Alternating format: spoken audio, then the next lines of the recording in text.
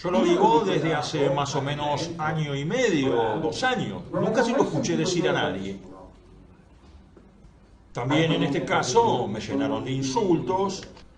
¿Saben dónde está esto? En el Boletín Oficial del Vaticano, 16 de octubre. El Boletín Oficial del Vaticano escribe que el Papa dijo que Pedro le cortó la cabeza a Ananías y a Zafira. Pero es evidente que los mató por dinero. Y aquí está escrito que toda la comunidad se aterrorizó. Es decir, dentro de las sectas, porque de esto se trata obviamente, dentro de las sectas nadie puede pensar y actuar con su propia cabeza. Hay que obedecer las órdenes dictadas. Y si no obedeces, te mato. Así los demás entienden. Pero este no era un grupo donde había que practicar el perdón hasta 70 veces 7. Pedro no habría tenido que decir, bueno, Ananías, Zafira, los entiendo, vale, se han equivocado. Por esta vez los perdono. Un cuerno. Por esta vez los mato. Después, la próxima, veremos. Toda esta historia está escrita. Cuando lean bien los evangelios, encontrarán escrito que Jesús dice, yo no rezo por el mundo. Yo rezo por ustedes, que son los que mi Padre me dio. Rezo por ustedes porque son mis amigos. Y son mis amigos porque hacen lo que yo les digo. Porque si no hacen, esto lo añado yo, que después rápidamente dicen, eso no está en el Evangelio. Hasta aquí, está en el Evangelio. Ahora no está. Si no hacen lo que yo les digo, no son mis amigos. Es decir, Cristo, este amante de la paz, este hijo de las flores, tenía una idea cruenta de la llegada del reino de Dios. Era sangre y lágrimas. Era batalla, y al final de la cual los vencidos, los cadáveres de los vencidos serían echados en el Gehenna, que nos dicen que es el infierno.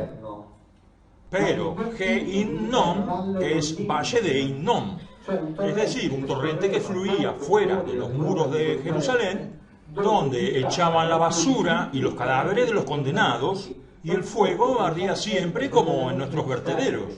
No es el infierno con el fuego eterno, es un vertedero de basura donde el fuego arde sin cesar y los cadáveres eran echados allí. Y él lo dice, serán echados en el Gehenna. Es todo de una simplicidad increíble. Es suficiente no hacer precisamente lo que leímos antes. Eusebio de Cesarea, Filón de Biblos, Sansunation, que revelaron cómo los sacerdotes cubren todo bajo un velo de misterio, de manera que ante el misterio nunca nadie puede decir nada. ¿Por qué? Porque es misterio. Así como el misterio del pecado original, que no existe, pero ese sentimiento de culpa que nos tiene atado a todos, que hace que nosotros pensemos que para reconciliarnos con el Padre tenemos que pasar a través de los representantes cuyos jefes están en Roma. Tenemos que pasar por ellos para que ellos nos reconcilien con ese Dios que ellos han inventado. Porque Roma sabe muy bien que no existe. Porque si existiese no vivirían ni un minuto de sus vidas como las están viviendo. Porque vivirían en el terror del castigo eterno. En cambio, viven tranquilos.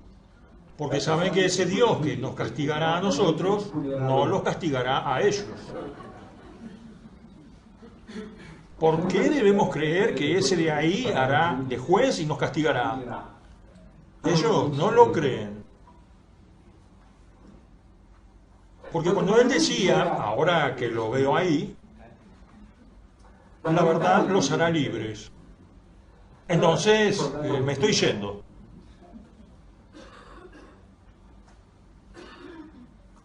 Ustedes saben a quién le hablaba, ¿no? Él le hablaba a los últimos, a los despojados, a los que eran socialmente explotados por las clases sacerdotales, los que eran empobrecidos.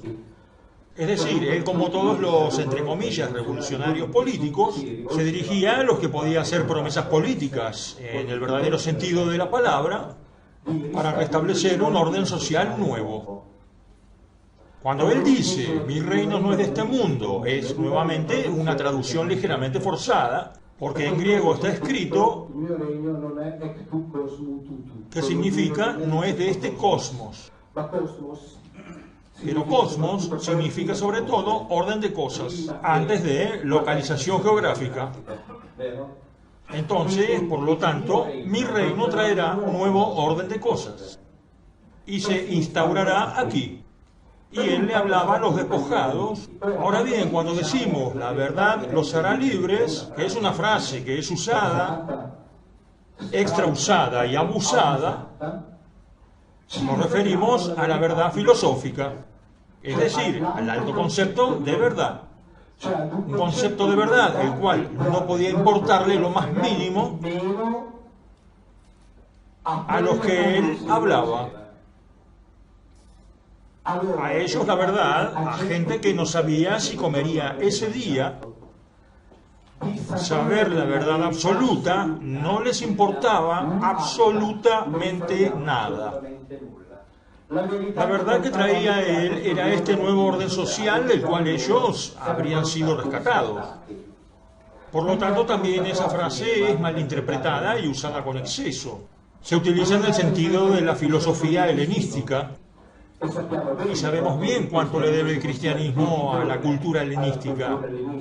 Es decir, sin la filosofía griega, el cristianismo, que es una religión hebraica, Jesús hebreo, Pablo hebreo, todos sus secuaces hebreos, es una religión hebraica a todos los efectos, por lo tanto, una ramificación de la religión hebraica sobre la cual probablemente, y de esto hablaré, intervinieron también las familias sacerdotales hebraicas que después de la llegada de Roma a Jerusalén cedieron el tesoro del templo a los emperadores romanos a cambio de una vida comodísima como la de Roma. Y Flavio Josefo, en su Antigüedad de Judías, da incluso el nombre de estas familias. Muy astutamente se olvida de dar el nombre de su propia familia, pero está también él. Después se convierte en prefecto Vespasiano. Una renta de 100.000 sestercios y sin tasas, más una casa de propiedad de Vespasiano puesta a su disposición. Por lo tanto, el cristianismo es una religión subhebraica, estrictamente. Y después fue transformada por la teología cristiana que sucesivamente tomó el control gracias a la filosofía griega. Sin la filosofía griega, sin el neoplatonismo en particular, el cristianismo así como lo conocemos no existiría. Pero el daño todavía más grande es el hecho de que decimos que el cristianismo es una religión nueva. Para tener una religión nueva necesitaba, como todas las religiones de la época, ahora encontrar raíces antiguas para acreditarse. Se ha vinculado al Antiguo Testamento y se lo sustrajo a los judíos, es decir, lo robó a los israelitas, porque el Antiguo Testamento es un libro de ellos y así debe seguir siendo. Es el libro del pacto entre los israelitas y Yahvé, punto. Pero esto es una evidencia realmente apabullante. Nosotros no tenemos nada que ver. Estoy aquí hablando de la nada. Perdónenme. De una familia. Los descendientes de Jacob, no de todo Israel. De una familia. Por lo tanto, todos los demás hebreos están fuera de ese pacto.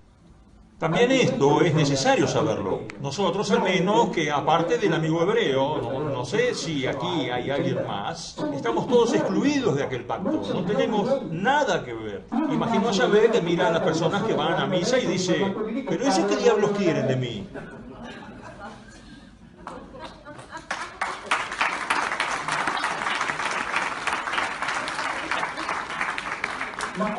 ¿Cuándo alguna vez les dije que me había interesado por ellos? ¿Cuándo lo dije? Pero fíjense que no es una broma. Es la realidad. No es una broma. Te reúnes en la iglesia a rezarle a uno y él dice, ¿qué querés? ¿Qué querés? Yo tengo aquello, se acabó, basta. Exactamente, hizo matar a familias enteras, es decir, esas sí, esas no.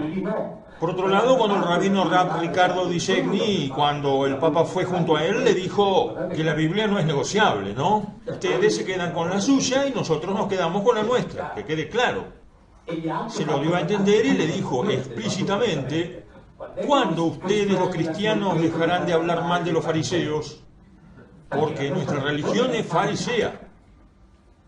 La religión que se basa más que en la Biblia, en el Talmud, ya hablar de religión es engañoso, pero bueno, para entendernos, está toda elaborada por rabinos fariseos. Y el Talmud es considerado la enciclopedia del hebraísmo. Y él dice, ustedes continúan hablando mal de los fariseos, o sea, hablan mal de los que han construido todo el pensamiento judío. ¿Cuándo dejarán de hacerlo? Pero, ¿por qué se habla mal de los fariseos? Por otra mala interpretación de lo que está escrito en los evangelios. Cuando se dice que Jesús contrastaba, discutía con los fariseos, se dice, sí, porque él estaba alterando. No. Él hacía lo que hacían todos los rabinos fariseos, no solo de la época, sino también en los siglos posteriores. Discutir entre ellos, que es el único y tal vez importantísimo, en mi opinión, método de estudio para evitar caer en el engaño de conseguir inmediatamente la verdad. Entonces, si hay uno que afirma una verdad, debe haber inmediatamente otro que afirme una contraria. Y debe llegar un tercero que afirme otra diferente. Y Jesús no hacía otra cosa que hacer esto. Y era normal. No podía hacerlo en cuanto a ser un rabino judío, porque es el método de estudio. Fíjense en el Talmud, en cada versículo bíblico está la opinión de 4, 5, 6, 7, 10 maestros, que exponen opiniones diferentes, convicciones diferentes, conclusiones diferentes. Y esto es lo bueno de la cultura hebraica, que, entre comillas, hay espacio para todos. En cambio, nosotros vivimos de dogmas. Aquí no debe haber espacio para las discusiones, ni tampoco espacio para las preguntas. Cuando termina la misa, ¿hay 15 minutos para las preguntas? Al final de mis conferencias, sí. Pueden preguntar lo que quieran. Al terminar la misa, no. Y después se dice, pero Viglino les habla. Viglino les hablan las mismas personas a las cuales les hablan los sacerdotes en la misa. No es que escogemos. No, es decir, hay una conferencia y viene quien quiere. Por lo tanto, las mismas personas que van a la iglesia son las que van con Viglino. Pero lo interesante, ¿qué es? Que cuando vienen junto a Viglino, inmediatamente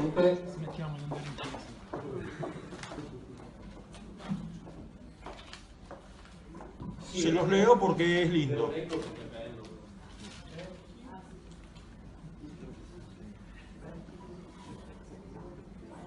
El más pequeño tiene 60 años.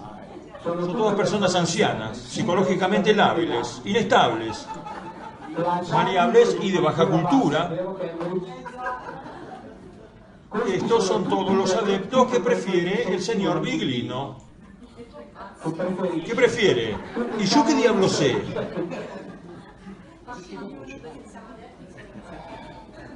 ¿Entienden?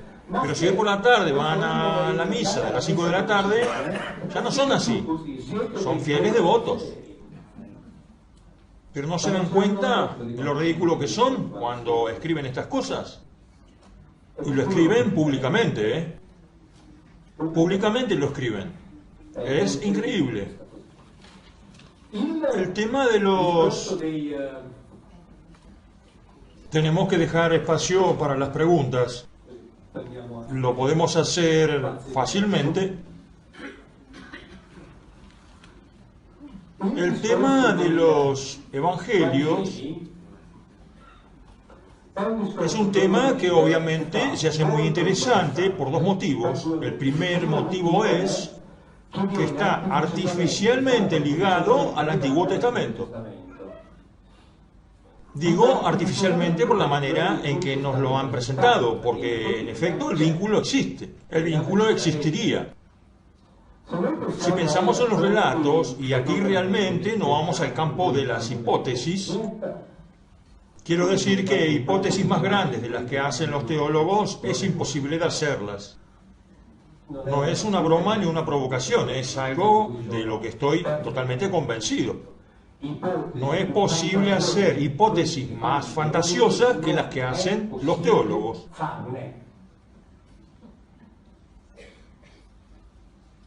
Porque por lo menos las hipótesis que yo hago, por mucho que se las considere fantasiosas, hay siempre un intento de la voluntad expresada y declarada de mantenerme ligado al texto. Ellos, desde cierto punto en adelante, ya no. Se desvinculan tanto que dicen, ah, sí, ahí está escrito, pero quería decir otra cosa. Pero nos damos cuenta, los evangelios, no sabemos quién los escribió. Saquémonos de la cabeza que lo escribieron Marcos, Mateo, Lucas y Juan. Saquémoslo de la cabeza. No sabemos quién los escribió. Y ya no digamos el Antiguo Testamento.